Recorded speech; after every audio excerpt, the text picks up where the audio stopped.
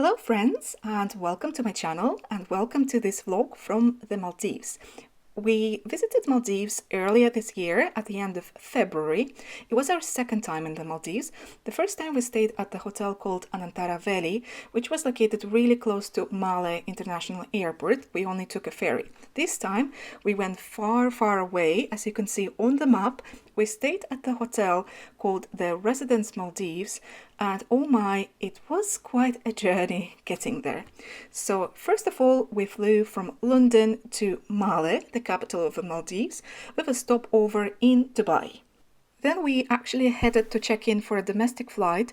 Unfortunately, the next domestic flight was leaving in about 4.5 hours from our arrival time to Male. Luckily, though, we spent this time at an air-conditioned lounge, so it wasn't too bad, and it was provided by our travel agency. So the domestic flight wasn't that great. It was supposed to take just half an hour, but it took more like an hour and a half.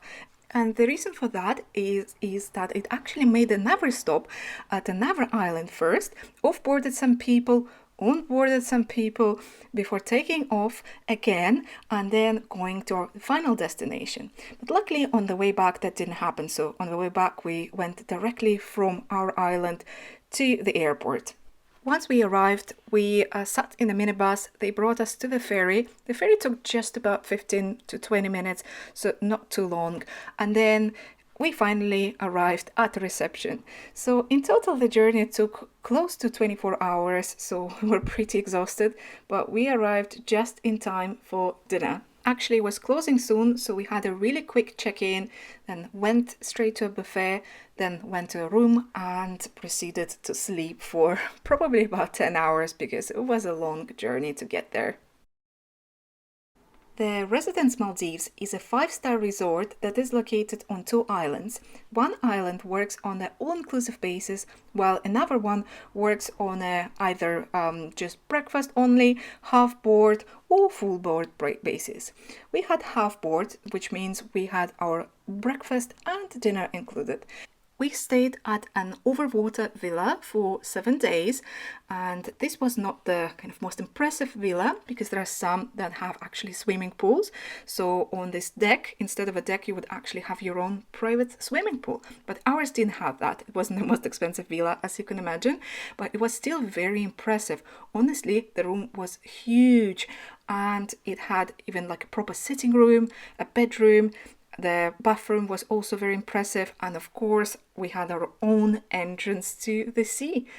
In the bathroom we had actually 2 showers, one indoor, one outdoor, and even a bathtub with panoramic views to the ocean. So yeah, overall the room was really well taken care of, huge and pretty, and the air conditioning was working really well. In terms of food, I would say the food options were rather simple, but there was mainly a variety of Indian and Chinese dishes. There were also some international dishes, but there weren't that many. But even though the choices were limited, everything was really delicious and well cooked. There were also a couple of a la carte restaurants which we also had access to, and also they told us if we ever got tired of our buffet, because the buffet on our island was quite small, we could take the bike or take a buggy to another island, the island of the all-inclusive hotel, which had a 3 times bigger buffet with, of course, a lot more choices. And we did it a couple of times. We went there once for breakfast and a couple of times for dinner, but we actually loved our buffet as well. Every single guest of the hotel gets their own bike, and you can park your bike outside of your villa. There is a special place for it. So I decided to take my GoPro and go on a drive all around the island to show you what the hotel is like. As you can see, there are not only overwater villas, there are also quite a few bungalows with kind of private beach access. And of course, they were actually cheaper than an overwater villa, but because we bought like a promo deal through a travel agency, the price for an overwater villa for us was the same as for the beach villa, so of course we decided to stay at an overwater villa because we had direct access to the ocean, and we were also lucky to get a villa that was located on a side with the reef nearby. The best villas are actually at the end of like the last ones, because they are the closest to the reef. You don't need to swim for about 100 meters, you only swim for about 50 meters. Our friends were actually staying at one of those villas at the end, but we were happy with our villa too. Right now I reached the main kind of reception, buffet and swimming pool area. There is a bar next to a swimming pool. If you're staying on an all-inclusive basis, you can use this bar free of charge.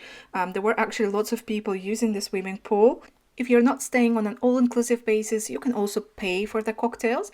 There are also plenty of loungers to chill at if you stayed at an overwater villa, for example, and didn't have direct access to the ocean. So we always saw quite a few people there, and by 11, actually all the sunbeds were taken. So if you want to take a sunbed and spend a day there, try to wake up a bit earlier, especially when the hotel is a little bit busier, because when we were there, it was actually pretty empty. So this is a bridge that actually connects two hotels, and it's quite a long bridge. So I always recommend taking either a buggy or a bike to get there, because from like our villa we were able to reach the main buffet in about 15 minutes cycling at a full speed, but we walked once and it took us over 45 minutes. In the middle of the bridge there is actually a bar with a few loungers. I've never seen this bar open, but I imagine it is sometimes. But lots of people come to this area for sunset to take beautiful pictures, because you can find a very photogenic swing in this location, and also, yeah, generally the sunset looks amazing from there. Here we pretty much reached the main island. I call it the main island because it's just bigger and it's home to a bigger hotel, the all-inclusive one. So as you can see, it looks pretty similar, and that's what you see when you are driving to the main buffet. So this island is actually considerably busier than our island we were staying at. I saw way more people, way more families. I imagine that's because of the all-inclusive basis. People with young children prefer going for an all-inclusive. So yeah, you can see way more families here. This is probably why we spotted way more beach villas rather than overwater villas at this island. In terms of infrastructure, both islands are actually pretty similar, but because this one is bigger, there are also some locations like a garden where people, the employees of the island, are growing some vegetables and fruits that end up in the buffet, which is very sustainable. There's also a plant for kind of cleaning the water to create potable water. And of course, there's also a swimming pool with a bar, but this swimming pool didn't have beach access, to be fair. Well, of course it did, but the entrance looked pretty rocky compared to the entrance at our island. So I'm not sure where do people actually swim on this island. Probably every single villa has their own beach access, and the entrance is a little bit less rocky. But the most impressive thing about this hotel is, of course, the reef. So we read a lot of reviews and talked to some employees, and they said that the best reef was actually located where our villas were. So we were quite lucky. And as I mentioned previously, the end of the reef where the cliff pretty much started, the shallow area ended there and the kind of deep water started, was just about 100 meters swimming from us. But the swim was very pleasant because on the way you would see so many corals with so many different fishes, and every day we would see different fishes, so they weren't the same fishes staying at the same places all the time. And even though we have visited Maldives before and stayed at Antara Valley, as I mentioned at the start of the video, we have never seen such a variety of fishes or such impressive corals and cliffs as well. And I'm not too sure it's because we haven't reached the cliff at Antara, or the residence simply has a way superior cliff and way superior fishes turtles ranging from huge ones like this one to really, really small ones like this one. This one, for example, was always swimming next to our villa for some reason. There were also many sharks, nurse sharks, reef sharks. Some of them were actually quite intimidating and scary, but if you don't bother them, they won't attack you, and they're also relatively small. We also saw manta rays, stingrays. They were actually also a little bit intimidating, especially because the stingrays were kind of hiding under a thin layer of sand in the sandy patches of the reef. And sometimes when you got too close to them, and of course you would not notice them because they are hiding, they would just take off from under you. So that was a little scary. So we would always try to kind of alert them of us coming. We were swimming at least 2 times per day, each time at least 45 minutes. So it was such a swimming holiday. We spent so long swimming. And I actually managed to get so sunburned that I still have the lines from the burn now. And it's been almost a year. And that is because I actually made a terrible mistake of wearing a rash guard with short sleeves on the first day, got sunburned, and after that I just had to wear my long sleeve one. But my friend also had a pretty bad burn on her legs, and from then on she was just using leggings every single day.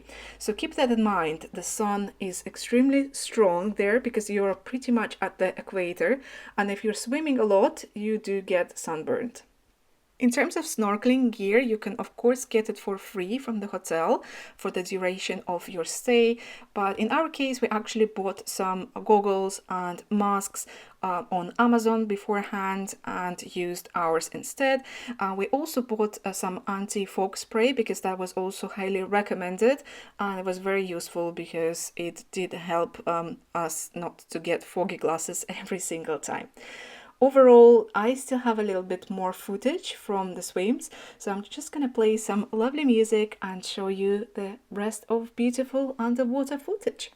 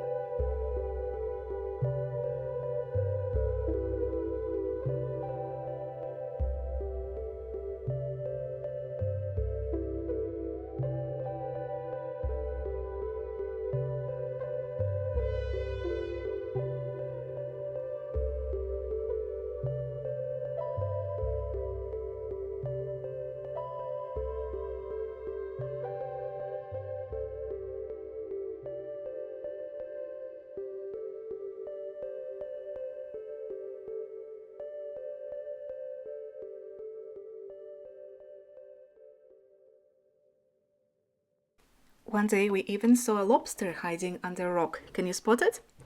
Overall, the hotel was lovely, and I will leave the link to the resort in the pinned comment and the description of the video. The video is not sponsored by any means, it's just us sharing our experience.